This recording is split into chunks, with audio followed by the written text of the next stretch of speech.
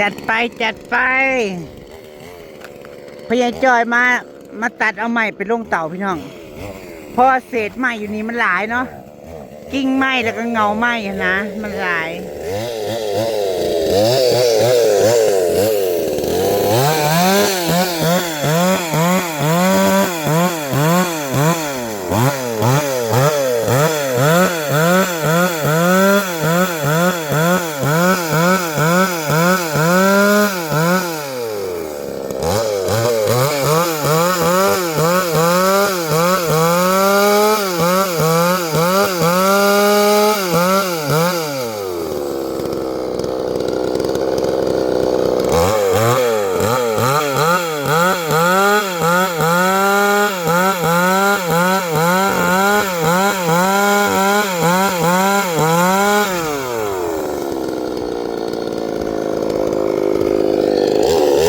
ถ้าเจ้าตัดออกคือออกแล้วก็จะได้จูดนะพี่น้องจะได้จูด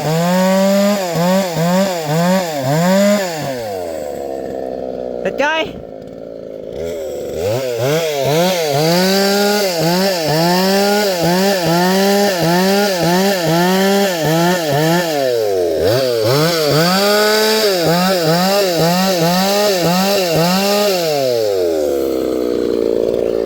เอาแต่ตัวได้แล้วตัวไม่ได้กะเอาแต่ตัวได้วะตัวได้ตัวไม่ได้ก็บ่เอาจูดเคยจูดอันนี้ใหญ่ก็บ่เอาถ้าแห่นต้นปีนแห่นต้นอันหมักลำไยแม่สอบเงินสอบเงินสอบทางสอบเงินจะไปหากินต้นหมักไม้แม่ดิลูกจะไปหาก้าต้นหมักไม้แม่มานี่มานี่จังน้อยมันเลยแต่ยอดนะให้แม่มาอึบไม้ก่อนนะโอ้ยมันแห้งกระแดงพี่น้องอยู่กลางทุ่งกับบริมีหญ้ามียุงหญ้ากระแดงต่อเพื่องกับบริมีแล้วหากินใบไม้แห้งหากินใบไม้แห้งบัดนี้บริเขาช่วยแม่เก็บใบพักอีกอะมามีแม่ข้าวเหนียวอยู่แม่มีข้าวเหนียวข้าวเย็นอยู่จักปั้นนี่ที่แม่ให้กินเด้อได้กินได้กินได้กินกินเอา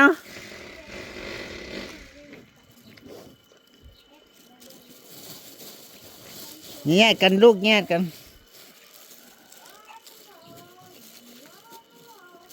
เร็วเร็วเร็วเร็วข้าวกระแดงพี่น้องข้าวเย็นนางมีข้าวเย็นมันเหลืออย่าไปหาเห็ดต้นไม้เด้อได้ยินอยู่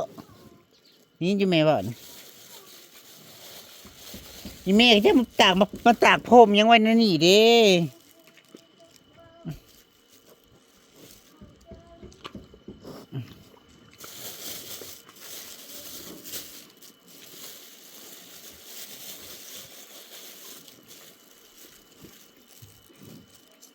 เอาละคำละใดพอหิวลูก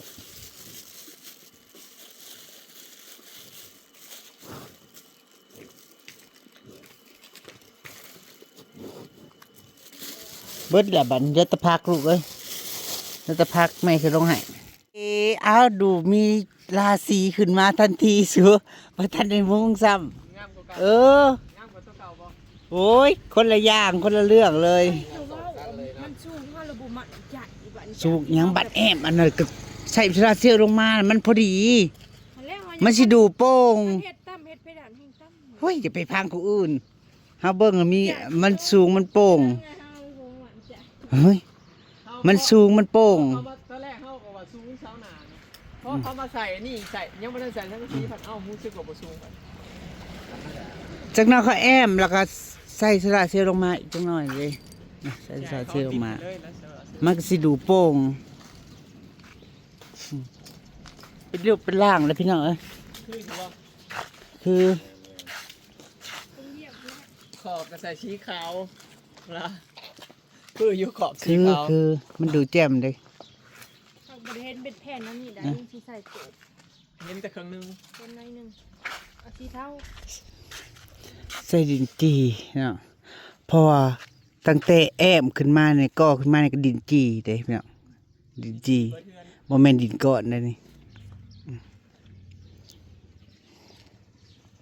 เด็ดได้ดินจีนะ อยู่ไทยก็อิดมอนเบา สร้างให้กับเมื่อบ่ เมื่อตรง สร้างให้กับมือ 4 โมงครึ่งเมื่อแล้ว เออเฮ็ดงานตามเวลา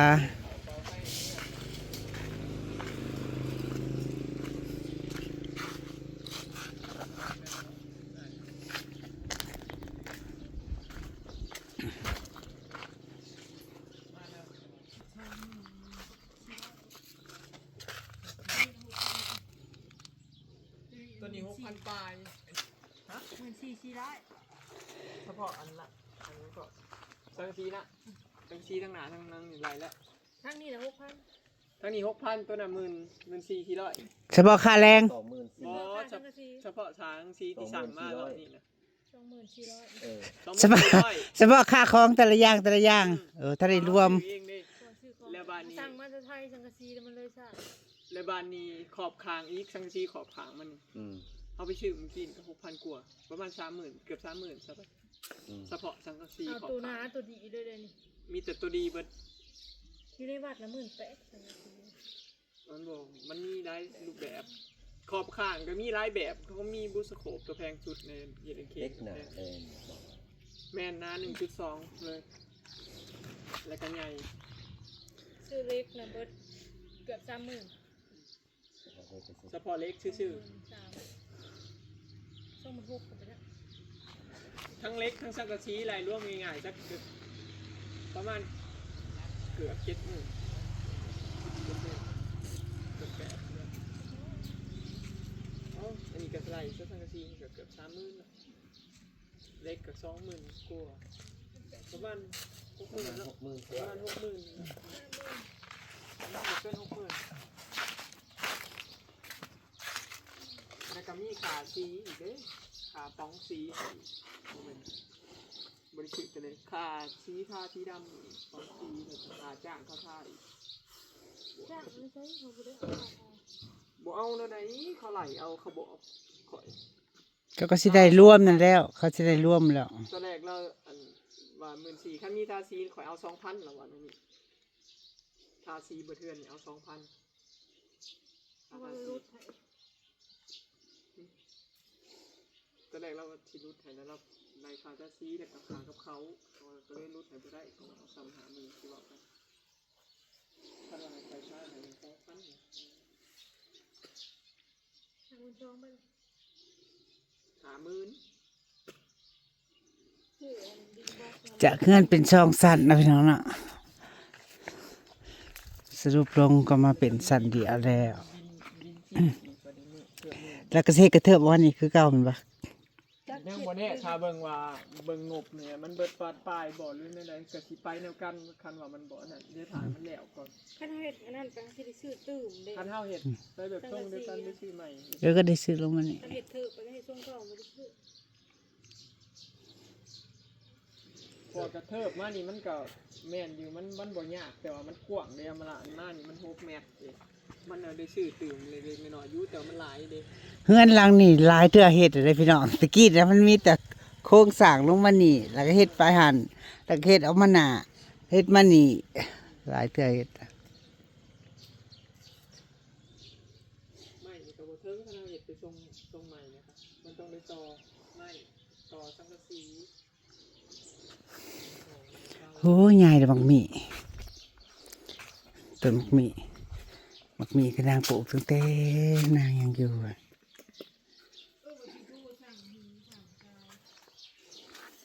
ลายหมากเด้อบักหมี่หนังเด่น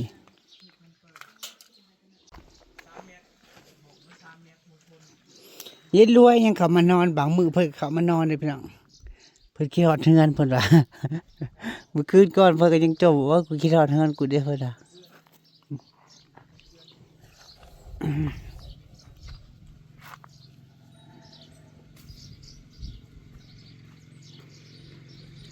สั่งอันหินทรายเป็นหน้าหวาบ่นนั่นมงน้อยเขาก็มาเจ้า เ บ่แม่นธรรมดาพี่น้องสังกะสีสั่งมาแต่ไทยนะคะอยู่บ้านเฮาน่ะก็ยังว่าแหละส่วนมากอ่ะเป็นของเวียดกับของจีน บ้านเฮาอะ ก็ของน้ำเขาเบิ่นล่ะ แมตร140แล้วก็มี160 แบบมาแต่ไทยน่ะ ของไทยใช่ป่ะล่ะของไทย บ่ได้ว่าน่าเป็นไทยเป็นของไทยเด้อ อืม เขาสร้างในไทยน่ะห้องน้ำสำคัญแต่ว่าเม็ดร้อยเศร้าอยู่น้อยเนาะ อืม มันสิถือกัน10 บาท 20 บาท ดื่มกันนี่ดื่มกัน20 บาทเลยเนาะ 20 บาทเม็ดหนึง โอ้ยปีนี้ก็ให้มันได้รังนี่นี่มาไปใส่พี่น้องแวบๆพุ่นแพงๆ เพิ่น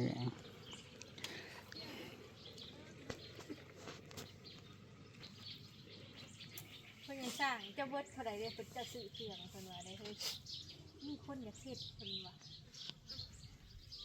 มีคนอยากเฮ็ดแบบนี้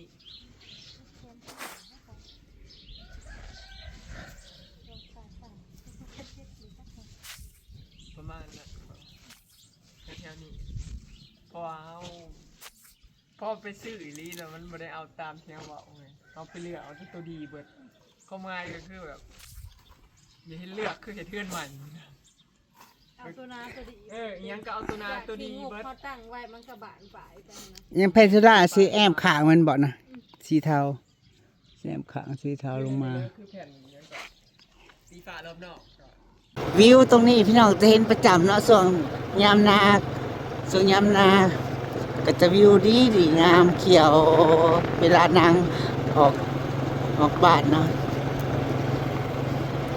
ก็จะแตกต่างกับยามแรงพี่น้อง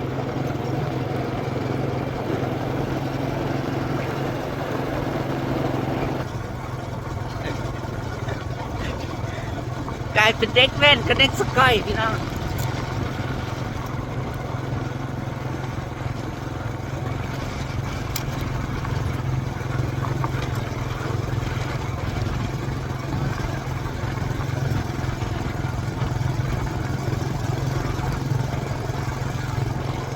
ซื้อมาพี่น้องเบื่อมะเขือซื้อมาแต่เมื่อวันอาทิตย์ที่ตลาดซื้อกับนางดอกไม้แหละติดจ้ะคิดว่าสิบ่ติด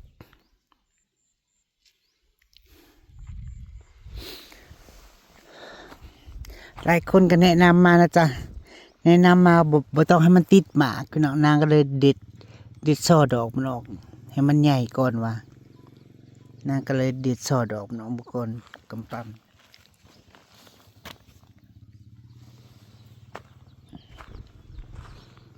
ตัวนี้ก็กำลังกระโดดคือกันแต่นางหักออกพี่น้องหักออกมันจะได้แตกกิ่งใหม่เนาะนี่มันก็จะแตกกิ่งหมองต่อยอดมัน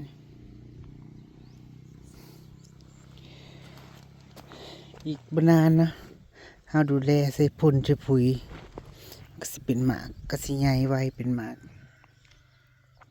นางว่าสิซื้อกระถางมาเฮ็ดนี่พี่น้องเฮ็ดปุ๋ยจุลินทรีย์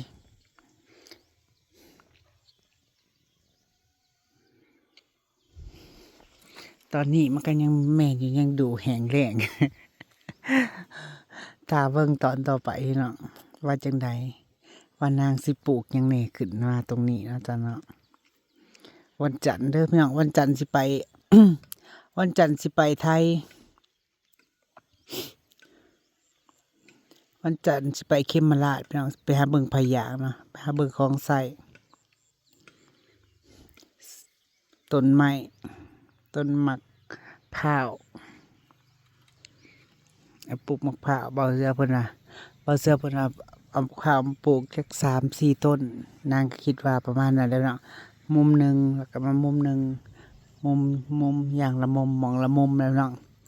พอมันใหญ่มาตรงกลางตรงตูบมันก็สีแบบมีโฮมนะบ่ฮ้อน เพื่อต้นไม้ใหญ่กะ ตูบตัวนี้มันอาจจะบริอยู่หลายปีนะจ๊ะก็สิ2-3 ปีได้อยู่ดอก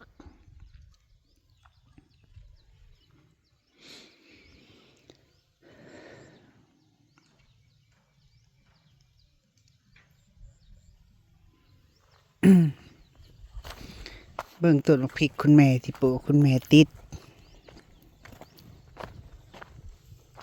ต้นบักซิดาตั้งแต่พุ่นล่ะแต่ปลูกพร้อมกัน แต่ยามฝนติดแล้วจ้ะหลายคนก็ว่าอันนี้มันปลูกยากเนาะนี่ต้นบักซิดาแหล่เนี่ยมันปลูกยากแม่นมันก็เกือบตายไปแล้วเทื่อหนึงพี่น้องนางเอาพุ่นมาใส่ตีคืนชีพเลยต้นมักพริกนางกับติดเลยพี่น้องที่นางปลูกกับคุณแม่ติดเลย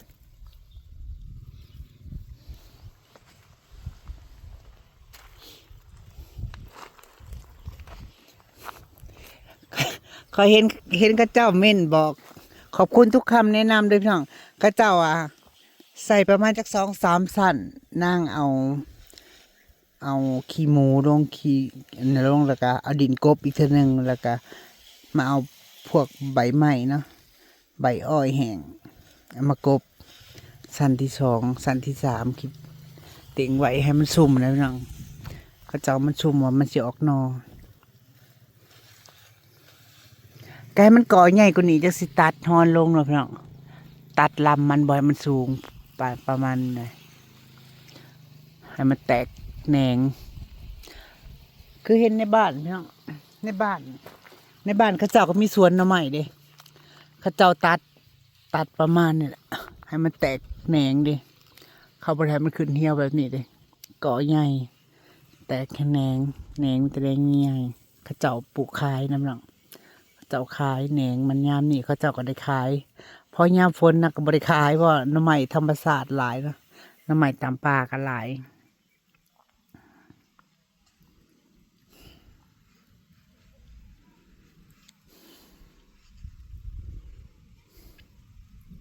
เคยเห็ด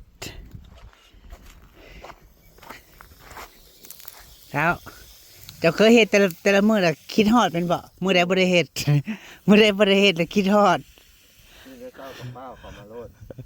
มันเคยเห็ดเป็นลักแล้วนะพี่น้องตื่นมาแล้วก็ช่วงตอนเช้าตอนแลงจังซี่นะตอนแรงมันจะเป็นทอดมอมๆเนี่ยมันบ่ได้เข้ามาเสร็จแล้วมันกลายเป็นหน้าที่แล้วนะพี่น้องตื่นมาค่ำมาแหละสมควรไปฮดอย่างประมาณจะปลูกมันแล้วพี่น้องก็อยากให้มันงามให้มันเติบโตแหละด้านมันตายมันแห้งห้อนอยู่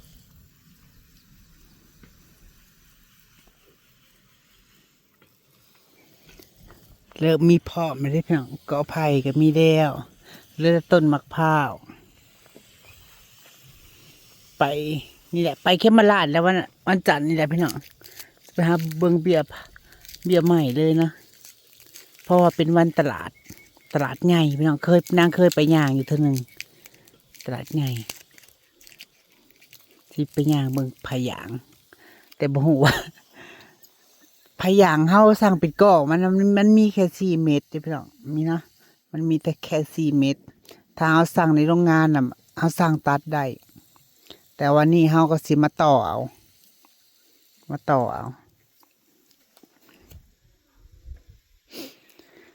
อันนี้ก็เฮ็ดดีที่สุดเลยพี่น้องเฮ็ดดีเต็มที่เลยพื้นหยังมันก็จากที่หินน้ำนอหลายเนาะก็ให้เขาเจ้ามาสาบขี้ตุ่มให้มันละเอียดแบบว่าพายางเฮามันก็สิคงทนแล้วก็สิทนกว่าแล้วเฮาก็สิบ่ได้ใส่ลามินนะพี่น้อง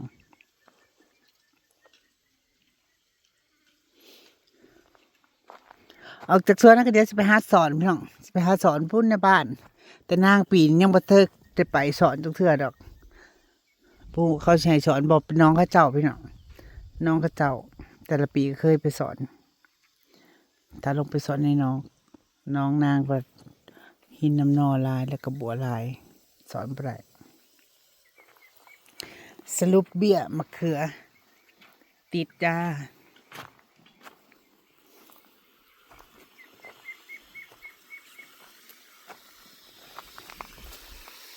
เบี้ยอันเจ้าถือว่าไงไวเนาะไงไวใส่ฝุ่นดิถ้าเบิ่งพี่น้องว่าพวกนางสิทนกับยามฝนบ่ยันนำมันอังแล้วมันตาย เห็นบ่ต้นอันชมพู่ที่พวกนางปลูกกันนะตรงน่ะตรงบ่อเสือปลูกกันน่ะ มันตาย มันหงน้ำอันนี้ก็น่าจะบ่น้ำผงมั้ง